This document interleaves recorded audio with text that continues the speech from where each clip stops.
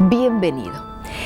Esto es Retratos de Ciudad, un trabajo que le vamos a ofrecer todos los sábados a partir de las 9 de la noche con el realizador Luciano Prosperi. En realidad son documentales sobre personajes rafaelinos. Un retrato es siempre una mirada de alguien y en esa mirada está el ojo del artista, su interpretación, el ojo del camarógrafo, del fotógrafo, del pintor. Vamos a tratar de acercarle entonces a estos personajes. Nos van a ayudar en esa mirada su familia, sus amigos, la gente que ha tenido vinculación con ellos. Y no nos vamos a referir solamente al accionar público de los personajes, sino también a su vida doméstica, a la vida de todos los días. El primero de todos ellos va a ser el poeta de Rafaela, don Mario Becchioli, que trascenderá seguramente a través del tiempo por su maravillosa obra. Pero además, esta noche vamos a conocer también a don Mario Becchioli, hombre.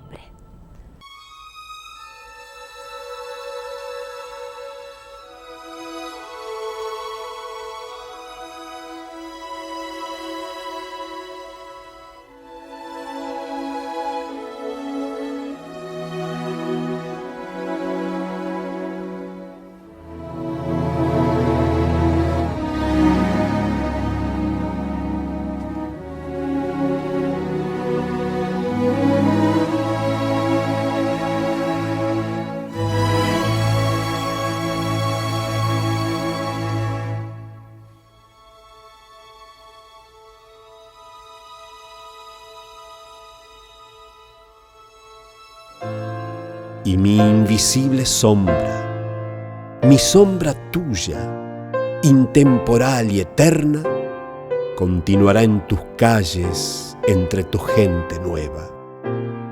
Porque ese es mi destino, estar contigo siempre, Rafaela.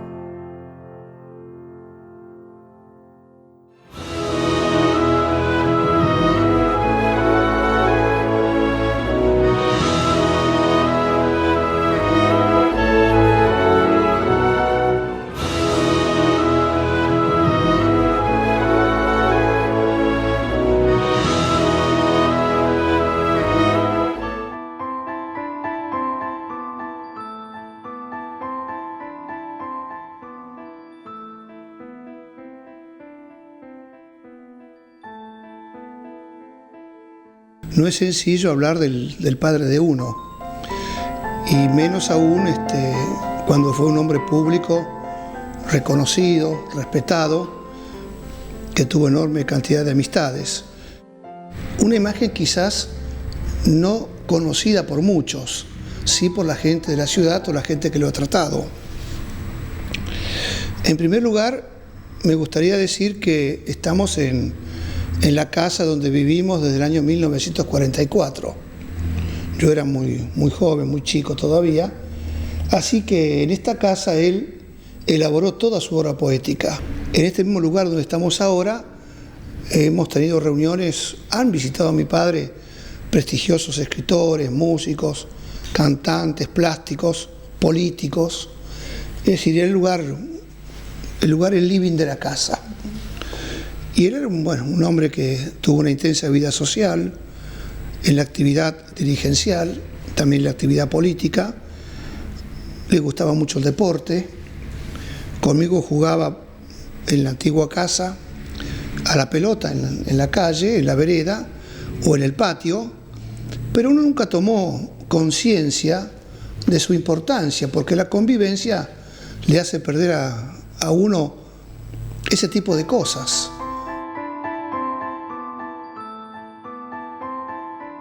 Nacido en Sunchales el 25 de marzo de 1903, era el tercer hijo, primer varón de una familia de 8 hermanos, constituida por Antonio Becchioli, italiano, oriundo de Camerano, provincia de Ancona, y de María Leconte, francesa. En 1913, con tan solo 10 años, es llevado por su padre, junto con su hermano Nolfo, a la ciudad italiana de Osimo, en la provincia de Ancona, donde estudia en el colegio Convito Campana, uno de los más antiguos y célebres de Italia, donde estudiaron, entre otras celebridades, los papas León XII y Pío VIII. Allí permaneció en calidad de interno y culminó sus estudios con altas calificaciones, habiendo estudiado 4 idiomas: italiano, latín, griego y francés. El 24 de mayo de 1914, en plena guerra mundial, presenció el bombardeo del puerto de Ancona cuando Italia le declaró la guerra a Austria. Tenía apenas 12 años.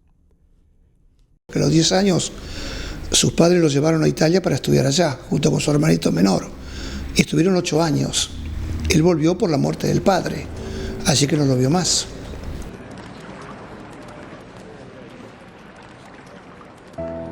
Pero su estadía en el colegio, y en Italia principalmente, se prolongó hasta el año 1921, más precisamente hasta el 30 de abril de ese año.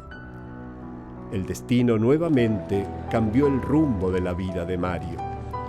Unos meses antes, había recibido la triste noticia del fallecimiento de su padre, hecho que los obliga a él y a su hermano Nolfo a regresar a la Argentina.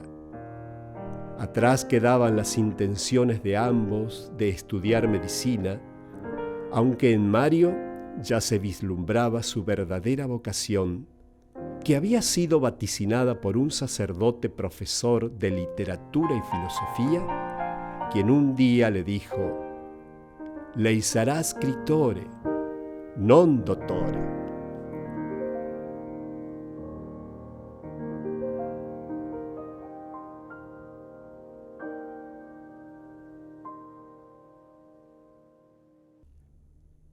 Rafaela lo esperaba, y un 8 de noviembre de 1921 se asentó en esta localidad santafesina y se desempeñó 1 año y medio en defensa agrícola y luego como empleado administrativo en la jefatura de policía hasta 1931, cuando renunció siendo encargado de gabinete.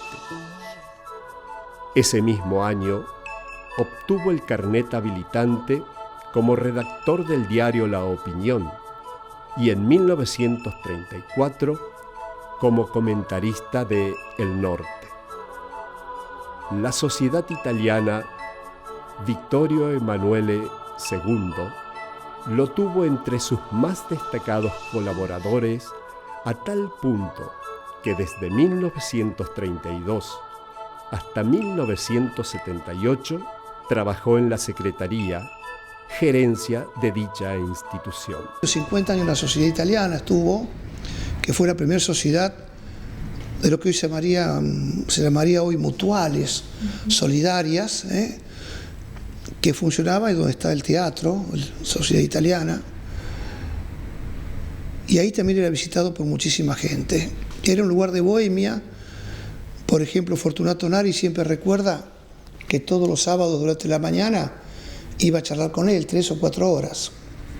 Lo hacía muchísima gente que le llevaba borradores de trabajos, le pedía consejos y creo que tuvo muchas virtudes, pero respecto de la literatura fue muy honesto con lo que escribían, porque de la mejor manera posible, era muy delicado, le decía que sí, los estimulaba, que estaba muy bien, pero que habría que efectuar algunas modificaciones, había que mejorar, había que transpirar, sí, porque todo lo que sea artístico, dice, hay un pequeño margen de inspiración y lo demás es transpiración y estudio. Yo sé que era muy joven, estaba viviendo en Rafaela, yo vivía en calle Ituzaingó 278, o sea, en el colegio 25 de Mayo, en donde empecé a dar clases a los 16 años Y a una cuadra, menos de una cuadra de ahí, en Ituzaingó 155, vivía Mario Vecchioli, pero yo no tenía noticias de él. Apareció un poema mío en una revista y un poeta de Buenos Aires, que había conocido casualmente a mi familia en Monte Oscuridad, al ver ese poema mío en la revista, me escribió a Monte Oscuridad. La estafeta de allá de la chacra me devolvió la carta, me envió la carta aquí a Rafaela, mejor dicho, y yo contesté explicándole a este hombre que efectivamente yo era uno de los chicos que él recordaba en la casa de mi padre, en la chacra, cuando iba buscando un terreno para instalar la cremería de las colonias. Y al decirle yo llanamente cuál de aquellos chicos era, él se vino a Rafaela y me preguntó si lo conocía Vecchioli. Él era amigo de Vecchioli, yo no lo conocía ni lo había oído nombrar, así que me llevó a conocerlo a la Secretaría de la Sociedad Italiana. Ahí, en esa ocasión, lo conocí a Vecchioli, que había leído aquella carta mía, que se había interesado en saber quién era, y desde entonces, invitado por Vecchioli, empecé a visitarlo todos los sábados en su oficina y a llevarle mis primeros trabajos que él leía con un humor, con una alegría y con una paciencia admirable, porque era un ser humano magnífico. Tenía una gran esbeltez física y sobre todo una gran esbeltez espiritual.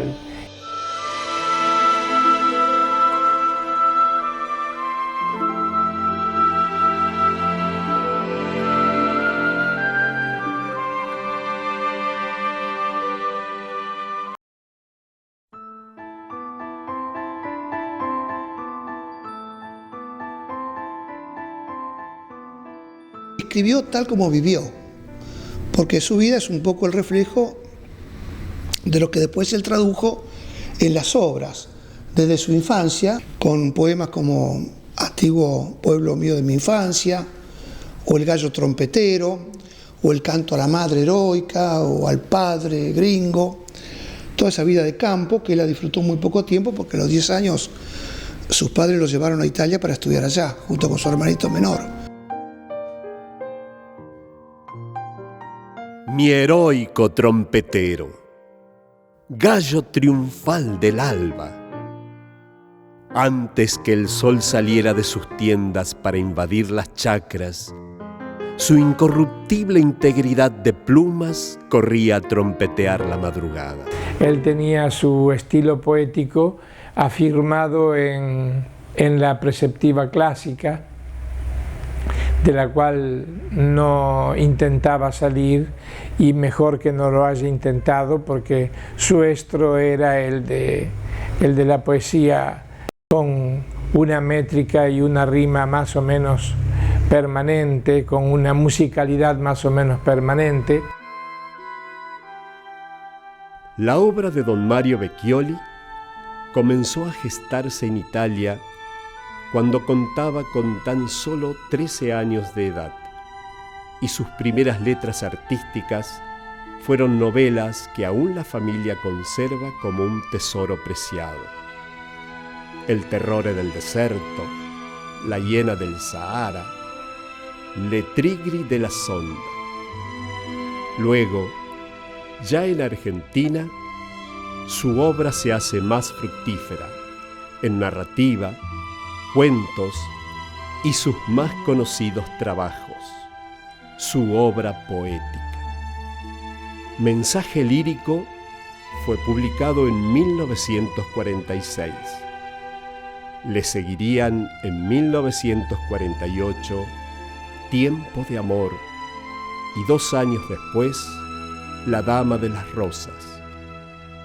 En 1952 apareció un poemario denominado Silvas labriegas, y recién en 1970 Vecchioli vuelve con su obra a la imprenta con De otros días. En 1974, una nueva obra de Vecchioli reencuentra al poeta con la ciudad. El sueño casi imposible.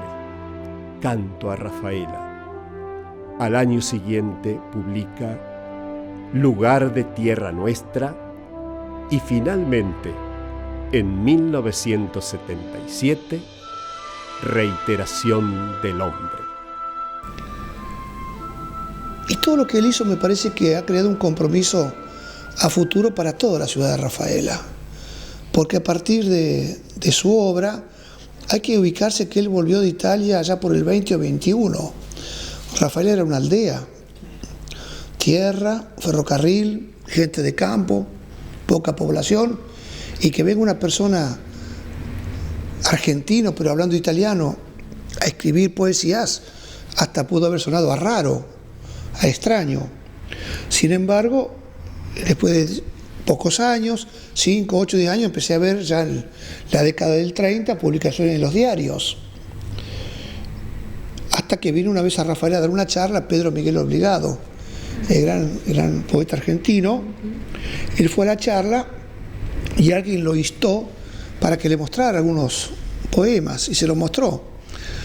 Y Obligado le preguntó dónde están publicados y le dijo en ningún lado. ¿Cómo que no están publicados en ningún lado? Tiene que publicarlo.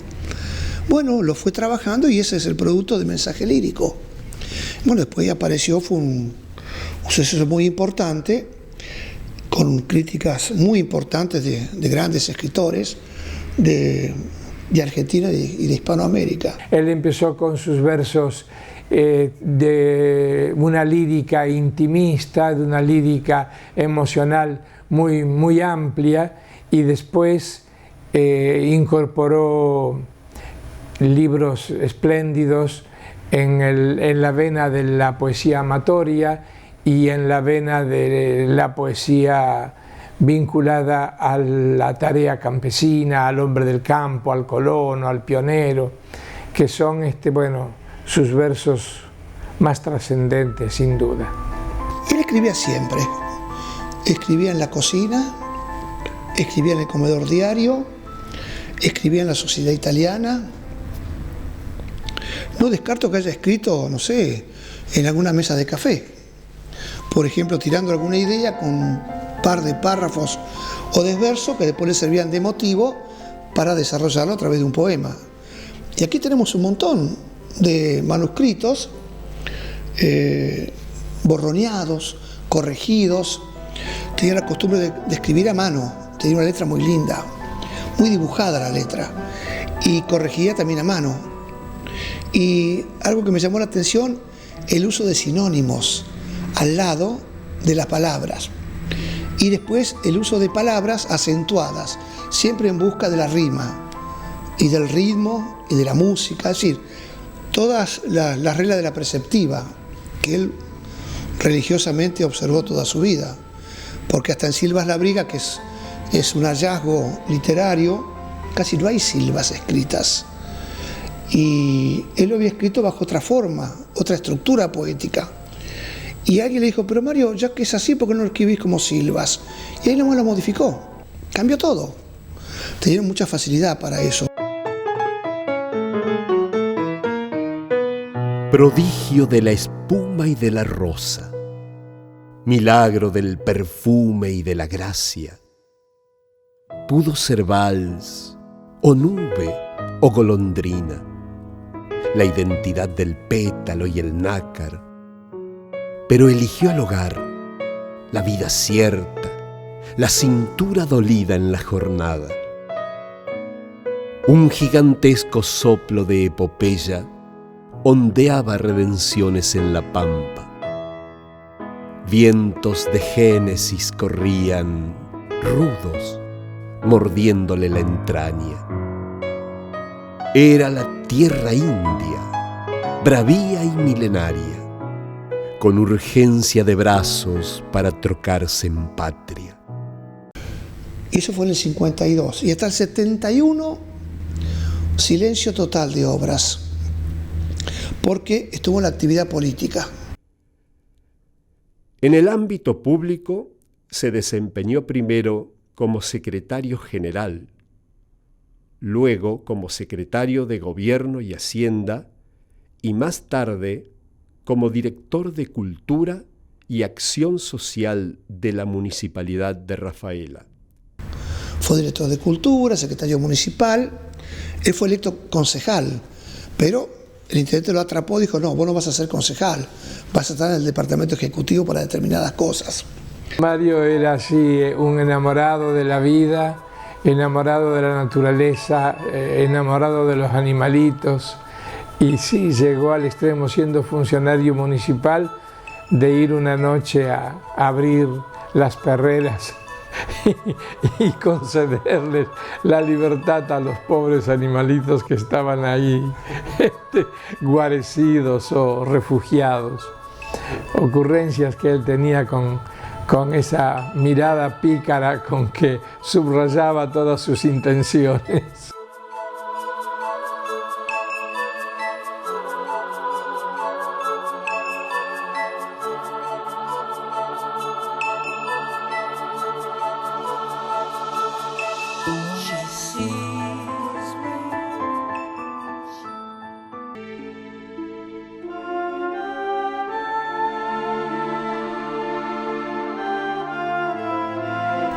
La gente que lo conoció también lo primero que te dice de él es que era una gran persona, que era un ser humano íntegro, que era coherente con lo que pensaba y lo que hacía, y que bueno, a nosotros nos dejó enseñanzas de vida. En 1936 contrajo enlace con Florinda Platini y de esa unión nacieron Omar Eugenio y Marta Herminia, que en vida del poeta le dieron 7 nietos. Yo llegaba a la tarde y había que hacer los deberes, entonces esperaba el regreso de él para que me orientara. O sea, la tarea que hizo cualquier padre con cualquier hijo, de la mejor manera posible, y trabajando mucho a partir de la lectura. Aquí nosotros siempre decimos que no sobraba nada, salvo libros y discos. Sí, a él le gustaba mucho la música, obviamente la música clásica y también la música de tango. Tenía muchísimos discos de 78 todavía en aquel entonces. Hasta había ganado en un concurso uno de esos megáfonos de RCA Víctor, donde está el perrito que es la mascota, con una bocina muy grande. Después también se lo regaló, porque regalaba todo él.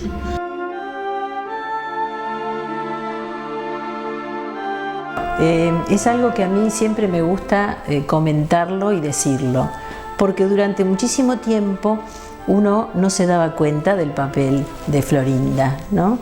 Y es como que, bueno, era mi suegra y uno por ahí les pasará a mis nueras ahora lo mismo, ¿no? Pero yo ahora a través del tiempo quiero que la reconozcan a ella, porque Mario fue un gran poeta, porque tuvo una mujer que no le pedía nada. Florinda no le pidió nunca nada a Mario. Él podía escribir desde la mañana a la noche. Él podía hacer lo que tanto le gustaba, porque ella jamás le pidió un vestido, jamás le pidió dinero para algo distinto, jamás se quejó por la vida sencilla que tuvo que vivir, porque tuvo que vivir una vida sencilla y a veces limitada económicamente, pero ella hacía todo. Ella cocinaba con 2 pesos o menos, no sé cuánto era en esa época. Ella hacía una torta con medio huevo, como siempre le decíamos, cargándola un poco, pero ella vivía dedicada a Mario. Ella le cosía las camisas y los pantalones, los hacía cortar y los cosía, y el sastre solamente le hacía el saco, porque Mario vivía de traje. Mario salía de la casa con su traje impecable y su camisa impecable. Y para ella la motivación fundamental era que él saliera espléndido. Y ella no se compraba nada. Ella se hacía una blusa, se tejía algo con lana casera, destejía y volvía a tejer. Y entonces toda su vida giraba en torno de que la vida de él estuviera, digamos, en primera plana. Pero yo tuve el privilegio, por ser la más vieja, a veces trae algo bueno ser la mayor, soy la que más lo disfruté. Y eso creo que me agregaría más años todavía de los que tengo si hubiese podido prolongar la vida de él y el compartir las cosas que compartimos. Como todos los abuelos, estaba destinado a dar cariño nomás, ¿no? Y eso era lo que él hacía con todos nosotros. A pesar de ser una persona sumamente amorosa, sumamente afectuosa, cuando tenía que corregirte, te corregía también. No le gustaban, digo, no solamente en las cosas de la escuela, porque él miraba nuestros cuadernos. Nosotros, sobre todo con Mariela, mi hermana, la número 2, la segunda, veníamos todas las tardes después del colegio acá. Tomábamos la leche con la nona y hacíamos las tareas, así que él estaba siempre pispeando los cuadernos y preguntándonos qué hacíamos. De manera que guardo de él como ser humano un recuerdo espléndido, y como poeta mejor aún, porque su voz es señaladamente exquisita y única, ¿no? en toda nuestra región.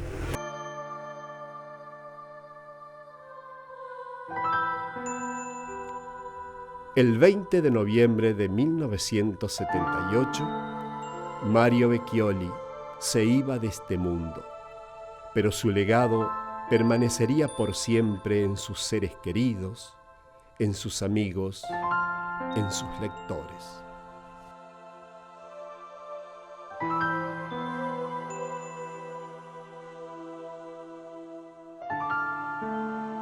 Bueno, y este ha sido el primer encuentro, y para nosotros ha sido un inmenso placer acercarles algunos datos, una mirada de este hombre y de este poeta, Mario Vecchioli. Queremos agradecer a toda la gente que ha colaborado en la realización del programa, cada uno desde su lugar, a los auspiciantes, a los artistas que han trabajado, a la gente que nos ha ayudado. Vamos a reiterar este programa el día domingo, mañana a la hora 19:30. Cuando nos volvamos a encontrar, dentro de una semana, será el tiempo de otro personaje de Rafaela. Y otra vez estaremos tratando de tener un retrato, una mirada de alguien que por su trabajo se ha destacado dentro de la vida de la ciudad. Muchas gracias. Será hasta entonces.